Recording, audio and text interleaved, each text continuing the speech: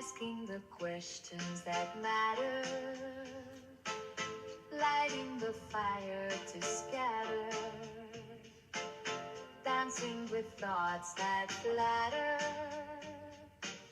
building the dreams we chase after. Whispers are turning to thunder, echoes are pulling us under, fascism stuck in the night, guiding us into the light, exercising the mind so bright, smart equal particles they fly.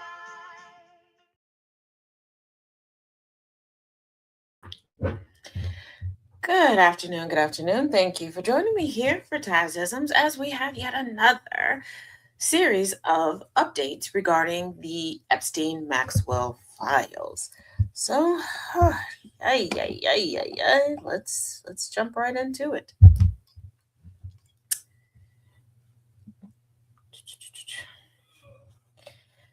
All right.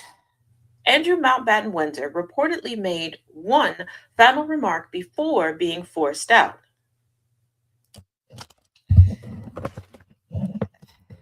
I bet he did, because there are a lot of potential charges and at least two investigations currently underway regarding him. And if he's being investigated, I would beg to argue that the OG Fergie Ferg is being investigated too. Let's not forget, the OG Miss Fergalicious was caught in 4K in those emails begging old problematic Jeffy Poo for a job and congratulating him on the birth of a child. And so, you know, it is what it is. But let's get into this. Andrew Mountbatten Windsor, the younger brother of King Charles III, has had a dramatic fall from royal status, but it looks like he might have had one final outburst before being removed from his current accommodation on the Sandringham estate. Here's the thing. What was what was dramatic about his fall from royal status? Who was really paying him any attention? Who was clamoring to meet Andy? People were clamoring to write about him because he was a royal, and by default, they'll write about anybody in that family, even Wadey Katie, and they don't really like her. And they really don't like the whore consort. I mean, Camilla. But what what was his fall? I think many people forgot that he was a royal. Maybe that was just me, but let's continue. Mountbatten Windsor has come under immense scrutiny over the years for his close ties with convicted sex offender Jeffrey Epstein. I mean, who in that family isn't connected to a sex offender that's still living in the UK?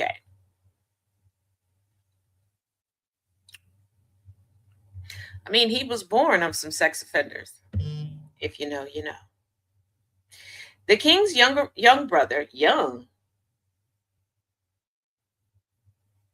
okay, was stripped of his royal titles in 2015 and was evicted from his longtime home at Royal Lodge near Windsor Castle, after which he was moved to a much more modest house in Sandringham Estate. He has also been evicted from the Sandringham Estate. Like, here's the thing. If we're going to say, oh, he was evicted, he was punished, like, how are you being moved from one royal estate to another royal estate? It's still a royal estate. You're still getting perks of the aristocracy. You want to punish him, make him obsolete. Take that how you want to take it. I don't know what to tell y'all.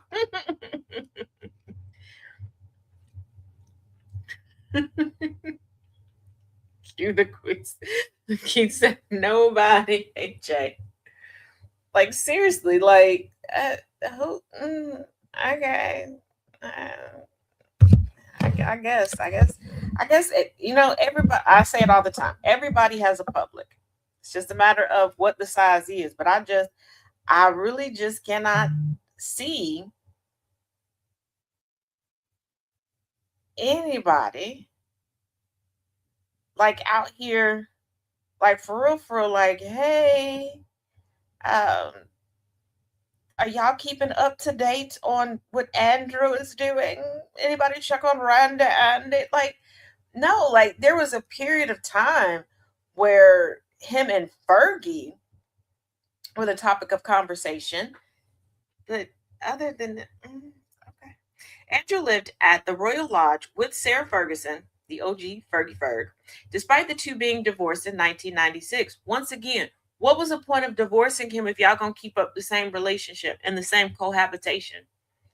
Because, and I've asked this before, and people are like, oh, well, it was for her self esteem, it was for the public image.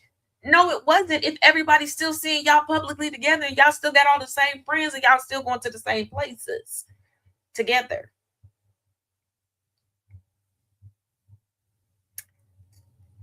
That said, amidst Andrew's arrest, Ferguson might be willing to expose royal skeletons, her own. Because let's not forget, Fergie Ferg stepped down and her charity was essentially absolved because of her involvement with Epstein. Let's not make her a victim. Let's not act like, oh, she just found out about this. And no, no, no, no, no, no, no, no. She was thick as thieves with Jeff too. Mm-hmm. Mm-hmm. Royal expert Samara Gill weighed in on the matter as she began. She will absolutely be selling herself to the highest bidder in regard to stories. She knows where the bodies are buried, so to speak. She knows where the skeletons are in the closet. She can also absolutely expose them if she wants to. If she's feeling vulnerable and broke, essentially, she is almost homeless at this point. Here's the thing. Once again, why? Well, I know why, because she's a part of the default damsel in distress. Hey, Vix. Um, but why? Why do we always feel the need to make white women the damsel? Why do they always need to be saved? If she knows where the bodies are, lock her ass up because that would make her a co conspirator. Just because you're cool with somebody or you engage with certain activities does not mean you know the entirety of the operation that they have going on.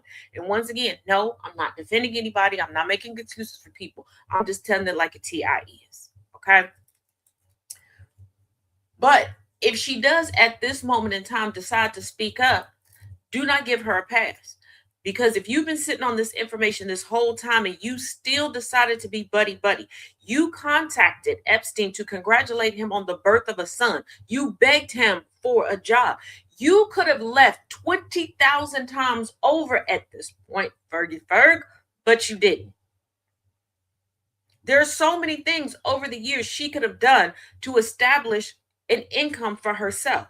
She created a nonprofit foundation. She could have founded a for profit foundation. Miss me with this.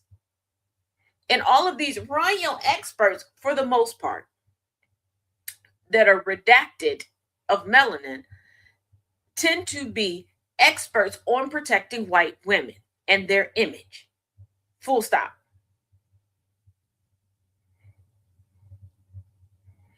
So let's really break down this statement. If she's feeling vulnerable and broke, so you're essentially admitting that white women will tell slightly the truth if they have no place else to go.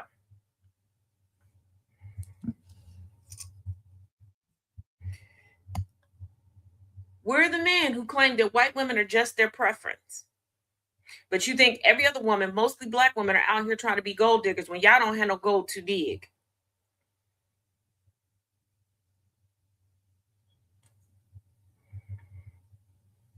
But white women, every time somebody's back is up against the wall, well, she needed money. So you are the kept up society. That said, both Sarah Ferguson and Andrew were required to vacate the Royal Lodge. According to The Sun, in the last attempt to assert his dominance before leaving, Andrew said, I'm the Queen's second son. You can't do this to me. Lizzie's in a box. We don't give a damn. And let's not forget your underage mother not only engaged in incest, but she took part in some grooming of her own.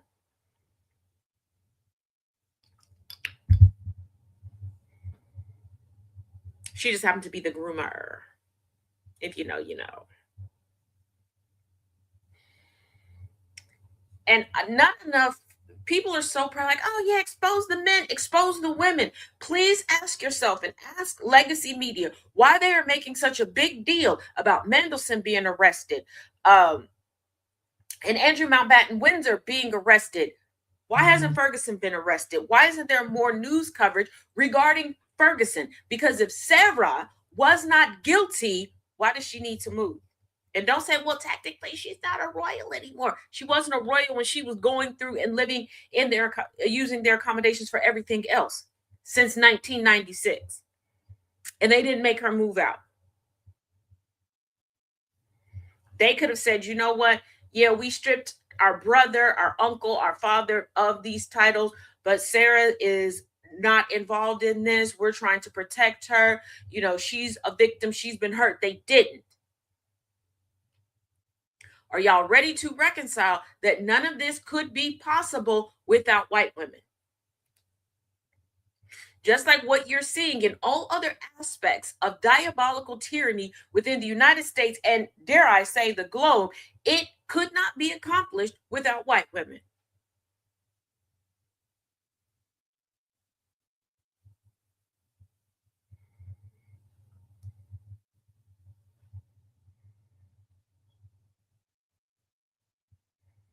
Hmm.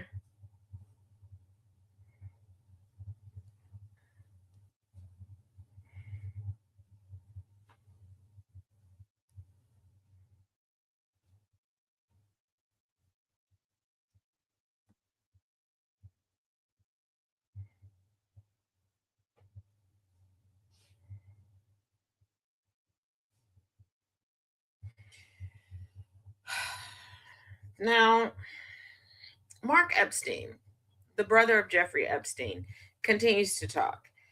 Now, he could teach a master class in how to straddle the fence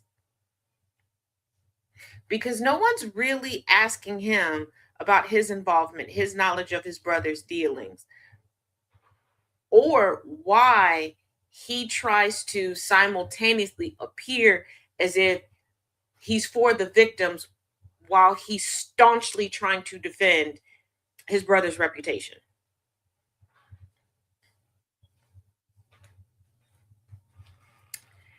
Um,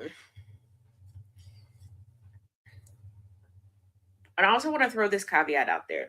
We cannot skim past the fact that the last days of Epstein's life, he was working overtime to take down, dare I say, destroy Donald John Trump Sr. Let's get into this. Epstein's brother tells Don Lemon murder cover up could lead to the White House. I wouldn't be surprised. There's no murder. There's no murder. But we'll get to that in a minute.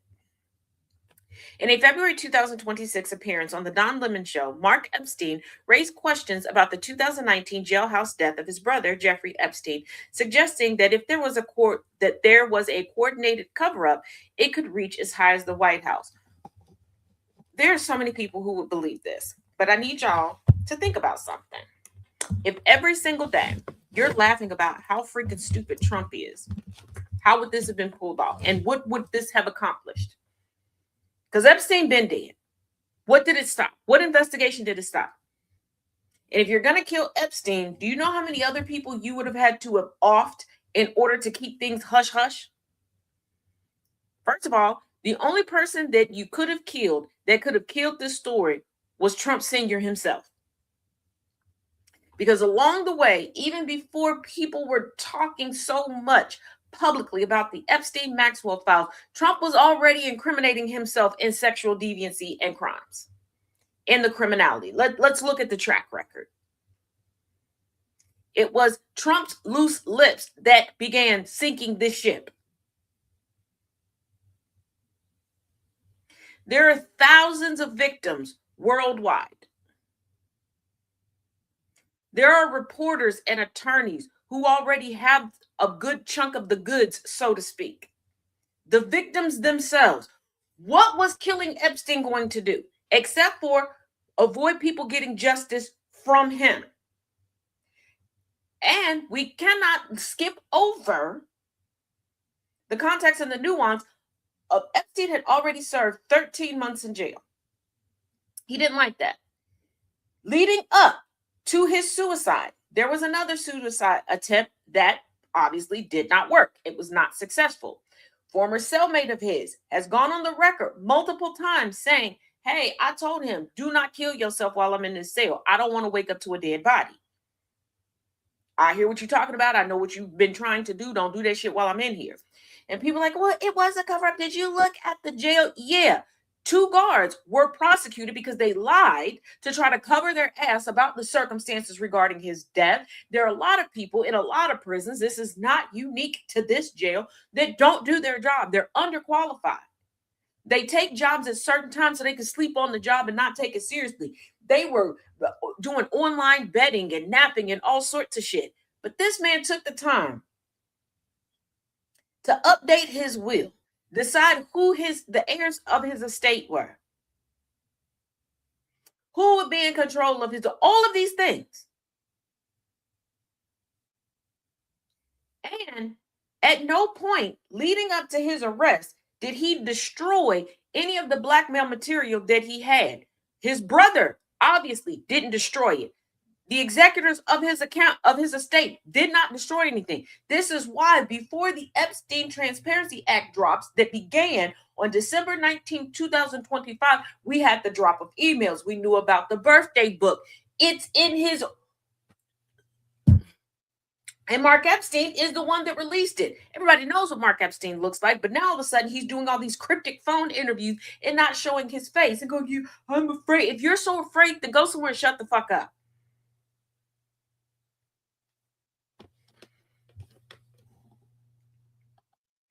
But I told y'all when things started to drop, what was going to happen. I keep telling y'all that powers that be hire folks to scour the internet and look for things, and they will play off the narratives that you all have already said. This is why when folks started going, is Ghislaine Maxwell a victim? What did she do? Push to be moved. And then people were like, oh, well, maybe he was taking advantage of her. She concocted that petition of habeas. They are watching. When I say that when you make things normalized, when you get comfortable with certain narratives, I'm not just talking about the freaking government. Your favorite celebrities, why do you think they come out with certain stuff that's they are watching? Like, I wish I was joking with y'all. But they are truly watching because it's beneficial to them. Well, let's take a look-see here. Who are they covering up for? Right? Where's the cover? That's what I'm asking you. Who are they covering up for? Patel killed him, and I don't think Bill Barr killed him. So who are they protecting? That's the question. Who is it? Well, I don't speculate, but you can speculate. Who do you think? Out of all the people that might want to see Jeffrey dead, supposedly there's a long list. How many would have the ability to have this orchestrated and have the DOJ cover it up?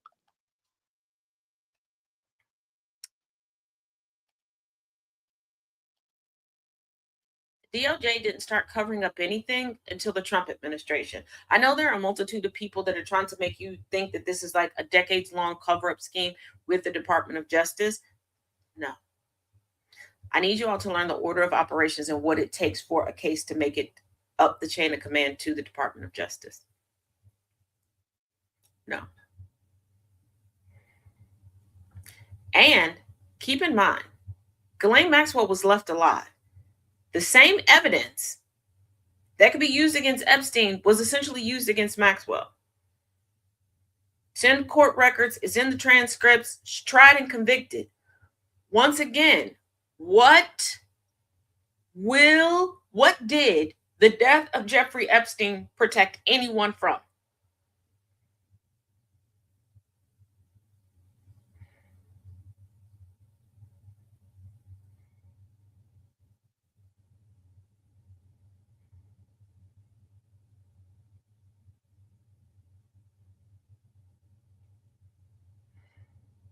Like, I need people to leave the conspiracy theories alone.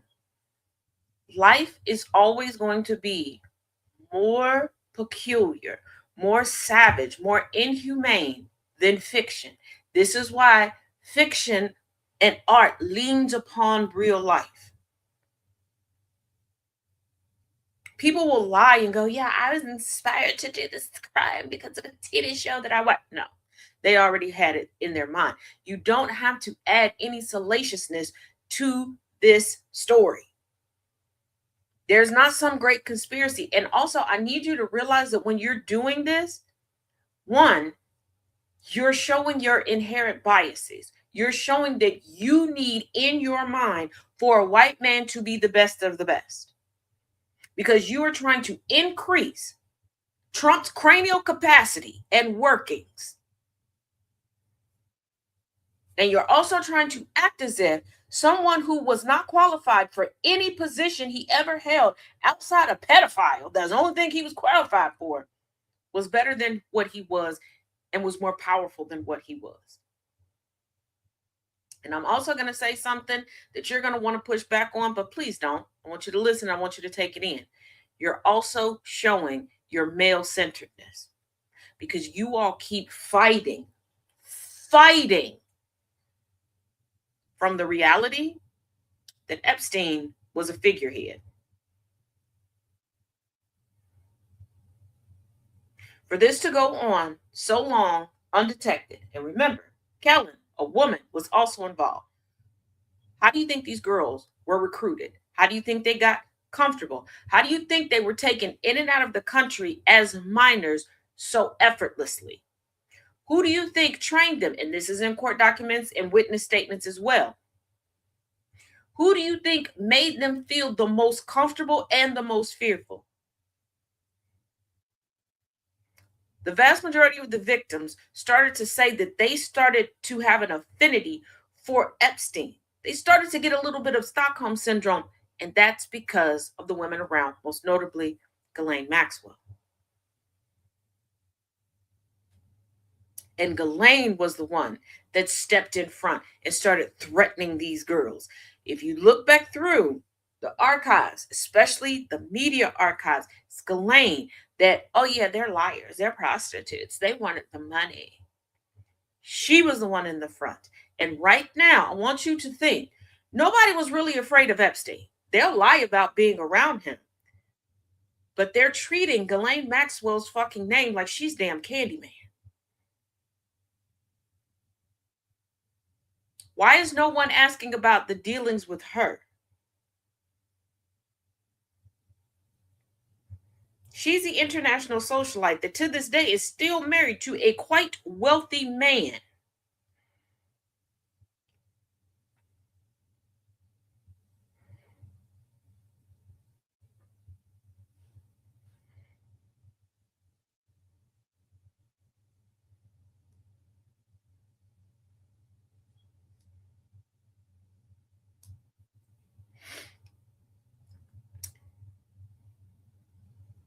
Now, also, when it comes to Epstein's brother, a lot of people are like, see, I knew I was right about the conspiracy theory because he's all over the news, still not showing his face.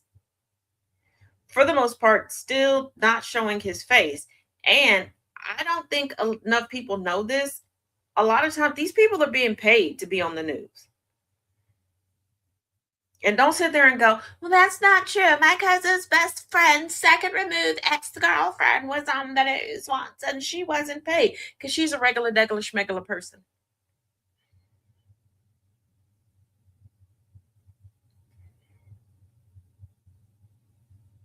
And more payouts are happening from this estate. And yes, it is also true, two things can be true at once, that the estate has in the past couple of years made some windfall profiting, especially through their investments and connections with Peter Thiel's companies. But Mark Epstein is not singularly in charge of his brother's estate.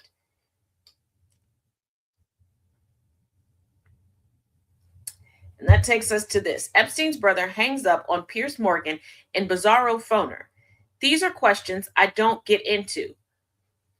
And this is This is why I consistently tell people when following these stories, these sensational headline grabbing international stories, you have to pay attention, not so much to a person's tone, not so much to their body language, but what they're actually saying, the words that they are using.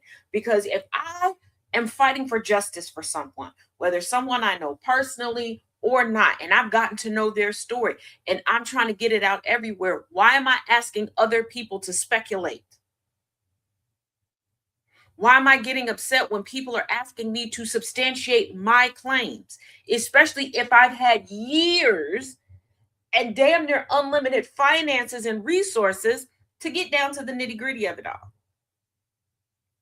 Jeffrey Epstein's brother, Mark Epstein, abruptly ditched his phone interview with Piers Morgan on Monday after the uncensored host asked, "But you care about the victims of your brother, I presume?" Because remember, Mark Epstein does this balancing act of straddling the fence. He does. Okay. He was the one that reached out to Congress and was like, "Hey, did you forget that the estate has this information, has this evidence that the courts never really got a chance to get because, my brother died, so the warrants weren't really fully executed and there were these subpoenas." So he was able to give up certain things and then then he got upset by the inferences that were being made. But I'm like, you didn't provide any context and you didn't require any context be provided. And I don't know how you thought this was going to make your brother look good, but okay. And I guess he thought that, oh, well, if we put this out, people will stop filing claims against the estate. Oh, no, boo-boo. They're going to use the Epstein estate to finance their litigation of all the other co-conspirators that are still walking, talking, breathing. And I don't blame them. I do not blame them. You rich mofos taught the rest of us how to do business the proper way. Use somebody else's money to do it. And that's how they're going to do it. They're going to use Epstein estate money to pay for the litigation, to get their justice. And I'm here for it. And Mark Epstein, all of a sudden, trying to cover his face. I'm going to keep saying this because it's weird. It is peculiar because he's trying to really sell to the conspiracy theorists and he's trying to flip more people over into conspiracy theorists so you don't pay attention to the facts of the matter and you start to have a bleeding heart for his brother. This is, again, just like that Netflix special where people were like, of the serial killers, like, oh, well, maybe they weren't so bad. Like, he was kind of cute. He was kind of hot. That's what's, do not fall for that. Do not turn that into this bullshit. These are the questions I don't get into. Have a good day, Epstein said right before hanging up. Morgan played with his earpiece for a moment before realizing Epstein was gone. Okay, well, extraordinary, Morgan said. Not a difficult question to answer.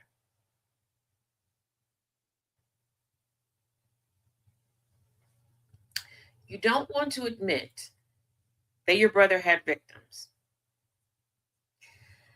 And also, as I go through this, trying to figure out what Mark Epstein's angle is, I would be remiss if I did not remind y'all yet again, Epstein spent his last days, his last time on this earth trying to take down and destroy Trump. So it's like, did you think that these, speaking of Mark Epstein, these drops, giving up this information would just make Trump look bad? Like people would overlook how disgusting and despicable your brother was so you could continue to live nice and cushy? No. No. That's not how any of this works. It's not how any of this will ever work.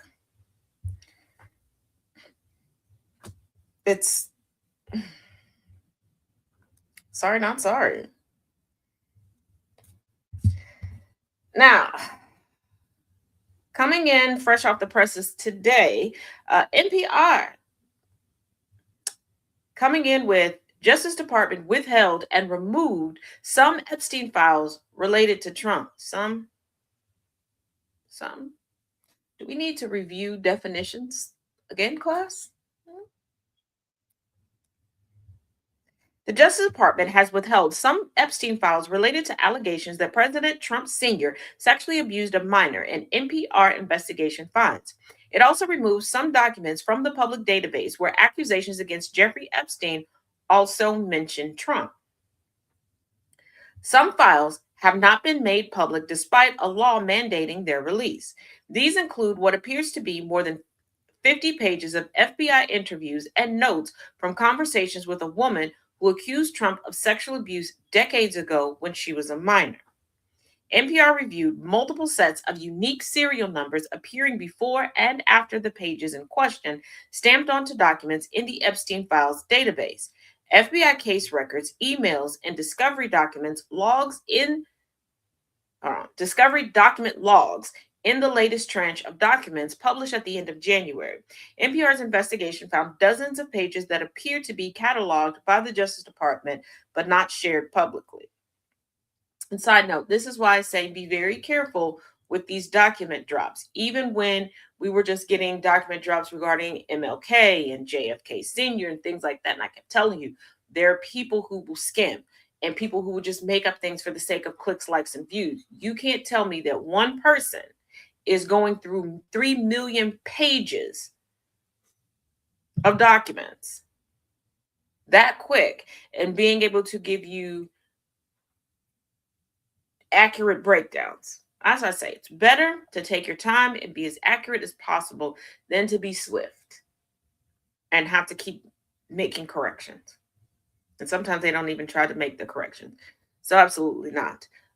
Let's keep in mind that there were over 400 well-seasoned, tenured, if you will, attorneys of the DOJ going through these materials, on top of FBI agents that went through them.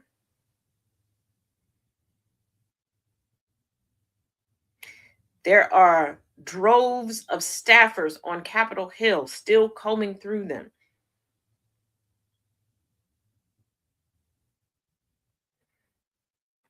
And for the people who have emailed and messaged me frustrated with how many different parts of this series, the Epstein Maxwell files, it's it's going to continue to be like that, to go through them, to get information as they unfold, as witnesses and victims give further interviews, as more books come out, all of these things.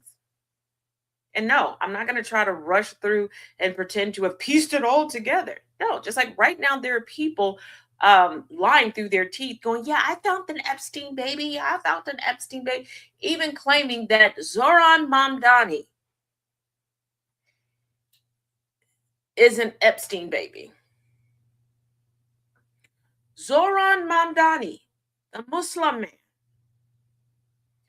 People are trying to sell that he is the product of a white supremacist, eugenics obsessed, sadomasochistic white man. That the only time he would let non-white people in his sphere was when he was trying to take down Trump. And that's when he was texting and calling people saying, hey, for this next congressional meeting, contact this person, ask them this, to try to expose Trump. But he wasn't playing Uchi Coochie Wally Wally with him. He was not swapping undercarriage juices with not. So I need y'all to keep that in mind. But let's continue.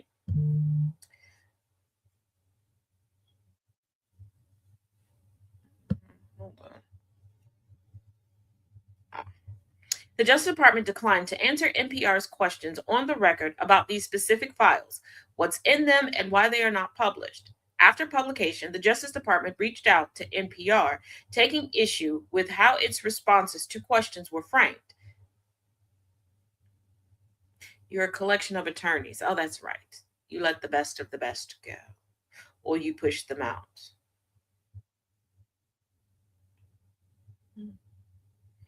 Justice Department spokeswoman Natalie Baldessar reiterated DOJ's stance at any documents not published are because they are privileged, duplicates, or relate to an ongoing federal investigation. But Tazi Farms remembers when multiple times the DOJ said that there was nothing left to investigate. The FBI said there was nothing left to investigate. There were no further investigations. Everything was shut down.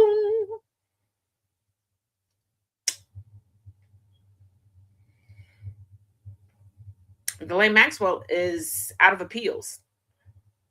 Everyone else that was previously prosecuted or indicted is dead. So what further investigations?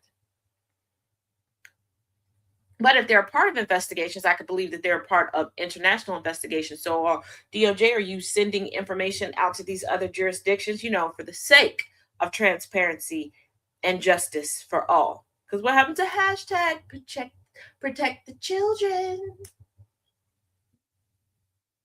Oh, that's right. The same children that y'all said were mature enough to do the hanky-panky, flippity-spanky with their older brothers, cousins, grandfathers, and fathers, and carry babies to full term and raise them, but not capable of understanding that what ICE and Border Patrol is currently doing is wrong because you want them to believe that it's right. Child, let's continue. Other files scrubbed from public view pertain to a separate woman who was a key witness for the prosecution in the criminal trial of Epstein's co-conspirator Ghislaine Maxwell, who is serving a 20-year prison sentence for sex trafficking. Maxwell is seeking clemency from Trump. She is trying to blackmail Trump into giving her clemency.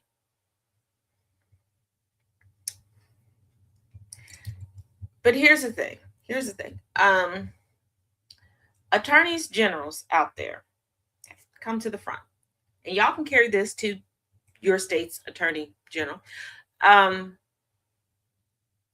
need to get creative starting now. And what do I mean by that? Federal charges. Federal prosecution is what happened with Ghislaine Maxwell. You know where I'm going with this? Where are the state charges?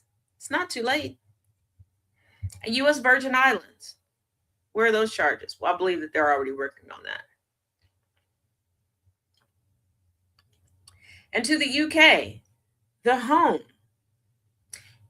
where Ghislaine Maxwell was homegrown from scratch. I'm pretty sure you're further investigating her along with Andrew Mountbatten Windsor and Mandelson and quite a few others over there. So they want to say that this is a part of an investigation. Let's make sure it's a part of an investigation. Some of those documents were briefly taken down and put back online last week, while others remain hidden, according to NPR's comparison of the initial dataset from January 30th with document metadata of those files currently on the Justice Department website. NPR does not name victims of sexual abuse. When asked for comment about the missing pages and accusations against the president, a White House spokeswoman told NPR that Trump has done more for Epstein's victims than anyone before him, more to hinder them from getting justice. Absolutely. Completely agree with that. Yep. Completely agree with that. Absolutely. Mm-hmm.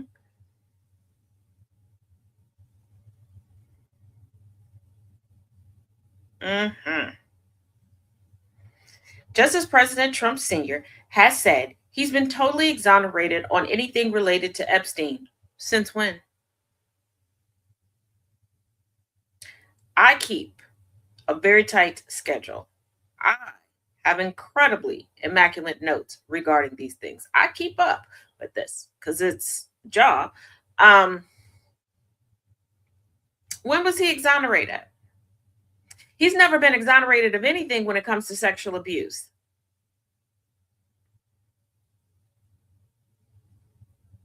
Just because you name it exonerated doesn't mean that it's exonerated.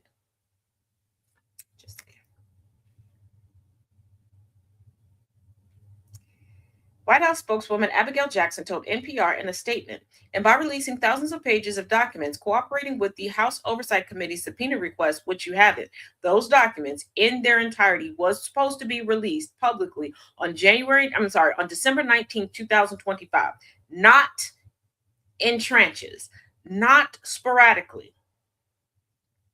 Y'all claimed y'all had already went through and did everything that you needed to do.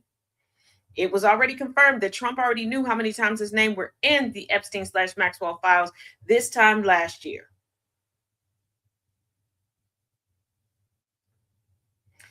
Signing the Epstein Files Transparency Act, which he did not have a choice but to do after all of the grandstanding, and calling for more investigations into Epstein's Democrat friends. Here's the thing. This is why I say pay attention to what they're saying. Not requesting investigations into Epstein and his associates carte blanche, just the Democratic ones. Why make this a partisan issue? This is a criminal issue. Political parties be damned. Political ideologies and leanings be damned.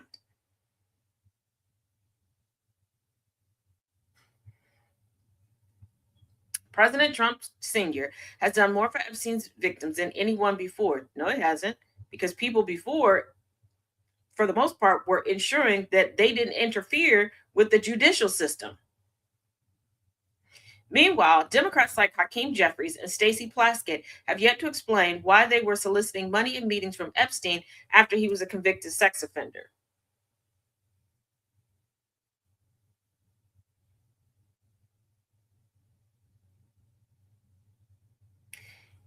Isn't it funny that those that are claiming that they're transparent love to go back to, why were you doing what every candidate does every so often? Because you do realize they buy list.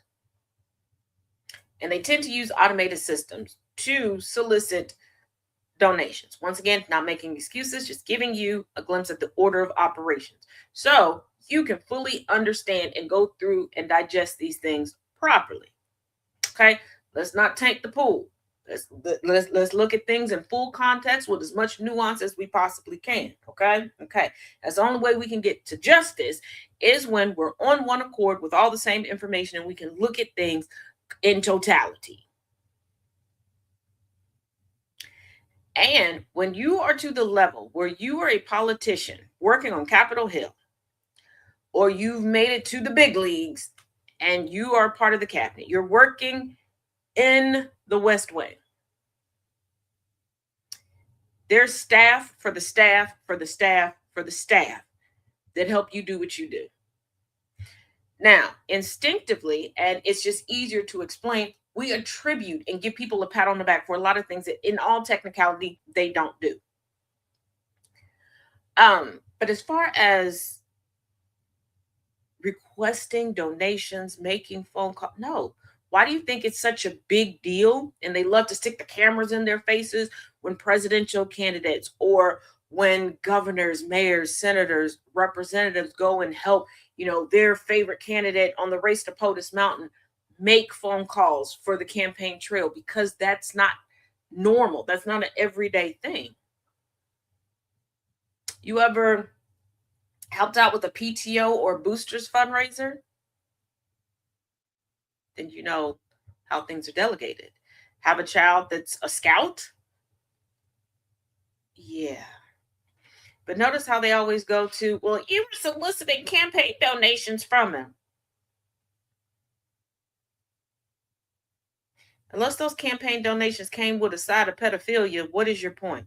And no, I'm not excusing any of it, but on the grand scheme of things, okay. That's like getting mad at the barista at the local coffee shop because every day Trump's assistant came in and got a cup of Joe for him. Okay. That doesn't mean that they were involved in the shenanigans and the chicanery that's going on in the Oval.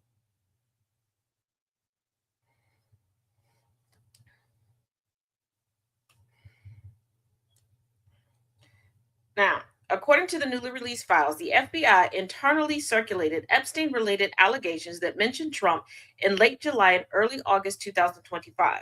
The list, collected from the FBI's National Threat Operations Center, included numerous salacious allegations. Agents marked most of the accusations as unverifiable or not credible, but one lead was sent to the FBI's Washington office with the purpose of setting up an interview with the accuser. The lead was included in an internal PowerPoint slide deck detailing prominent names in the Epstein and Maxwell investigations last fall.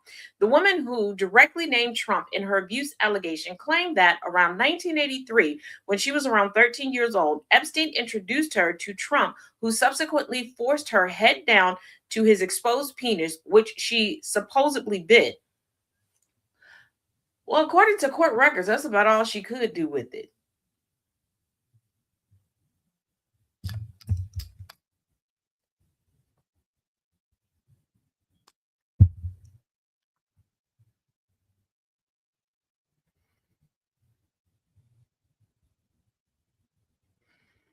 In response, Trump punched her in the head and kicked her out. Out of more than 3 million pages of files released by the Justice Department in recent months, this specific allegation against Trump only appears in copies of the FBI list of claims and DOJ slideshow. But a review of FBI case file logs and discovery documents turned over to Maxwell and her attorneys in the criminal case against her point to one place the claim could have come from and how serious investigators took it. Now, did you catch that? They have a problem turning over documentation, evidence, if you will, to the victims who are striving for justice, but no problem turning things over to Ghislaine, a co-conspirator, the madam of this operation, if you will, in hopes that it'll get her off. But Epstein was the one. The FBI interviewed this Trump and Epstein accuser 4 times. That is according to the FBI serial report and a list of non-testifying witness material in the Maxwell case that were also released under the Epstein Files Transparency Act. This is why I label them the Epstein-Maxwell files, because they go hand in hand. Only the first interview, conducted July 24, 2019, is in the public database. That interview does not mention Trump. Of the 15 documents listed in a log of the Maxwell discovery material for the first accuser, only 7 are in the Epstein Files database.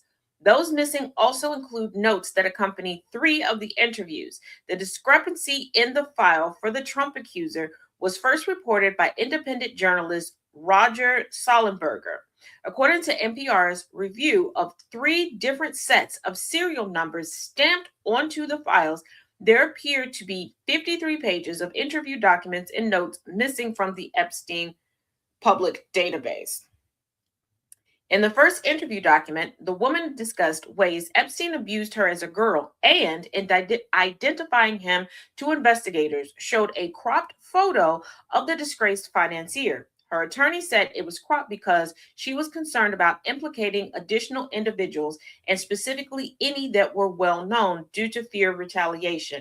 Also, it does need to be noted, she cropped the picture because, allegedly, according to her, I could not verify this because it was cropped, there was another underage person in the photo that she did not want to out. If that person wants to speak out, that is their prerogative, and I agree with her on that. I do.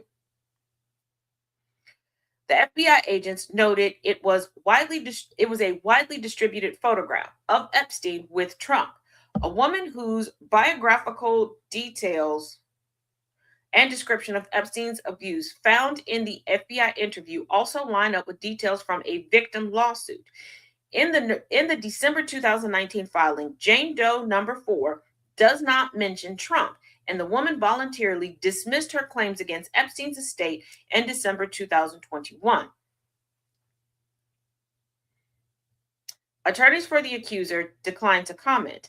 Elsewhere in the released Epstein files, someone in the FBI wrote on July 22, 2025, before the list and slide presentation were compiled, that Trump's name was in the larger case files and that one identified victim claimed abuse by Trump but ultimately refused to cooperate. Then there was a second accuser that says she met Trump at Mar-a-Lago. The other woman whose mention of Trump made the DOJ's presentation appears in Maxwell discovery files released last month in what's known as a testifying witness 3,500 material list. In the first interview of 6 with the FBI conducted between September 20 19, and September 2021, the second woman detailed how Epstein and Maxwell's abuse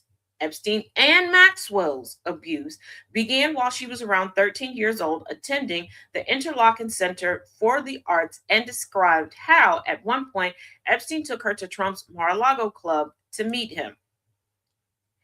And quick caveat, I just want to point out, this is why I kept reiterating the types of documents that are found in these files, because people just keep going, they're in the file, they're in the file, they're in the file. You could be in the files.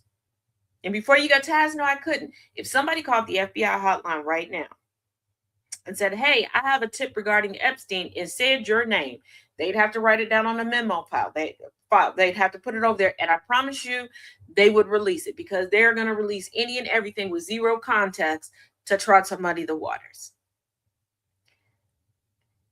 Epstein told Trump, this is a good one, huh? The interview report reads. That phrase, this is a good one, huh, occurs so many times in witness statements, victim statements, books, articles, etc., regarding Epstein and Trump specifically. It's ridiculous. It's ridiculous.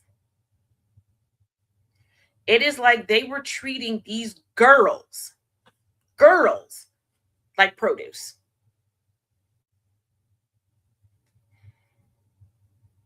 Like, it's occurred so many times that one friend group of mine, we tend to like be on FaceTime or whatever when we're out grocery shopping or whatever with one another. We have changed our language and how we talk to each other during that, because there's phrases like this and other ones.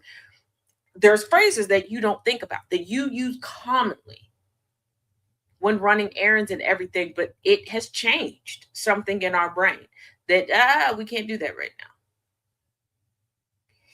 In a 2020 lawsuit against Epstein's estate and Maxwell, the second woman added that both men chuckled and she felt uncomfortable, but at the time was too young to understand why. I completely understand that sentiment. The interview was removed from the DOJ's public file sometime after the initial publication on January 30th and was republished February 19th, according to document metadata. The Justice Department told NPR that the only reason any file has been temporarily removed is because it had been flagged by a victim or their counsel for additional review. Here's the thing, you wouldn't have to do that if you did your due diligence. Throughout all of this current iteration of the DOJ has not been in communication with victims' families. They have not confirmed who's a victim, who's related to a victim, who's a friend of a victim, who's 100% a witness, all of these different things. Witnesses should not be flagging information after it's public, because one thing for certain, two things for sure, everything on the internet is forever. You can try to take it down. You can believe that you scrubbed it, but you have not. And there's always going to be somebody sitting in a shady corner somewhere with a copy of it. And they've already made duplicates. They probably already backed it up, got it on something, and sent it to multiple people. The Justice Department told NPR multiple FBI interviews with other people referred to the second woman's meeting with Trump while she was a minor and being abused by Epstein. One interview with a fleeting mention of Trump was removed from the public database and subsequently restored last week, while another interview with the woman's mother is still offline. After publication, the Justice Department said the file required additional redactions and will be reposted soon. So you're going to tell me 400 legal professionals and Leos at the FBI level don't know how to properly redact right now? Gut the DOJ.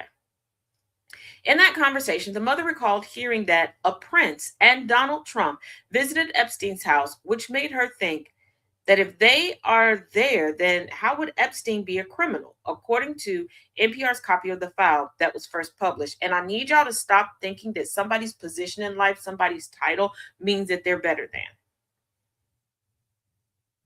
And I'm going to tell you this. There was someone who was brave enough years ago to speak out on Facebook about intimate assault that they had endured. So many people came trying to discredit this person.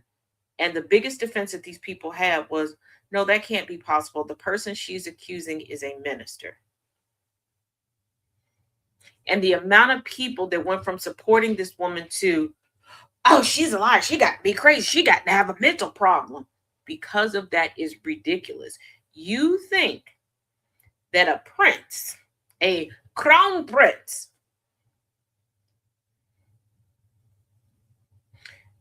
from a heritage of keep it in the family means that there's no criminality?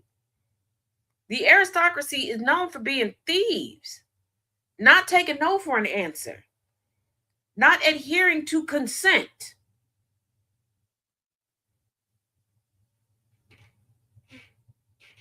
They steal, kill, and destroy. And they don't care what they steal. Repeat that. They don't care what they steal. But you think because somebody is polished that they... The possible omission of files that mention these women's particular allegations against the president come as the Justice Department has warned about other documents it has published in full that includes what it calls untrue and sensationalist claims about Trump. Well, what about the untrue sensationalist claims about other people that you have let fly? You have released all of these things with no context, no nuance, no nothing. Intentionally trying to paint pictures of people. And also, in this latest trench, there was a young lady at the time, a girl, who said that she was hired to babysit. She shows up, there's no mother, there's no kids to babysit, just Jeff, who repeatedly abused her. So when people go, oh, these girls knew what they want, they knew who these people were, they just wanted the money. They were children. And a lot of these women have contended that until someone showed them a picture and said who these people were, they had no idea who a lot of these men were. They had no idea that these men were powerful or whatever. They were just terrified. I need people to remember that, unfortunately, young girls, femme-presenting individuals, and women are assaulted every day. During the course of today's show, multiple have been assaulted intimately. Multiple people a day are scared and terrified to seek their own justice. So I need y'all to stop putting a price tag on this. It has nothing to do with classism, because there's somebody that doesn't even have a pot to piss in that multiple people are afraid to turn in right now. And multiple people are protecting right now. It is time to reconcile that if Jeffrey Epstein didn't look like this and Trump didn't look the way that he did, they wouldn't have upheld the tradition, not the law, the tradition of not arresting a sitting president. They would have came and told y'all like, nah, it's past time. We got to do like other countries and hold our leader accountable. They would have already hauled him off. He would be sitting in a jail right now because he would have already had a trial, been convicted, and locked away. Jeffrey Epstein wouldn't have had a chance to kill himself in a jail cell, and he would be locked away as well.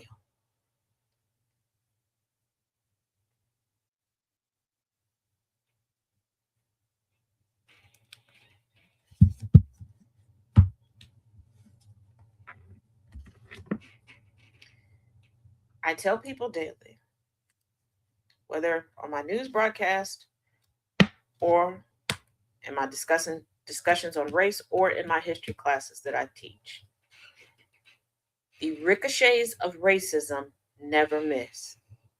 You try to pretend like they do miss because you don't want to admit that those ricochets are intended to hit you. Those with the privilege to ignore racism, and you ignore it to your detriment, not to mine.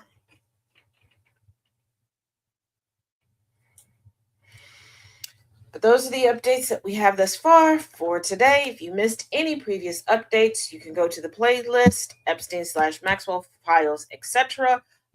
Also, going to start a bit early at 5 p.m. Eastern, 4 p.m. Central. I'm going to do a couple of the chapters from Nobody's Girl, the memoir of Virginia Roberts Giuffre, one of the most vocal victims of Ghislaine Maxwell and Jeffrey Epstein, just because tonight the coverage starts at 6 p.m. for the State of the Union. And yes, I am aware that there's a simultaneous protest for that will include survivors of Epstein and Maxwell. There will also be survivors of Epstein and Maxwell attending the State of the Union. So we'll be back here to go over it live, as we do every year with my lovely commentary. Otherwise, I will see you all at 3:30 Eastern today, 2:30 Central for the Taz Effect Daily News in a way you did not know you could use. As always, thank you for joining me here. I will see you all tomorrow with any more updates, any more breakdowns, any more pertinent information regarding Epstein and Maxwell and all others in between tomorrow. Be good to yourself and to others.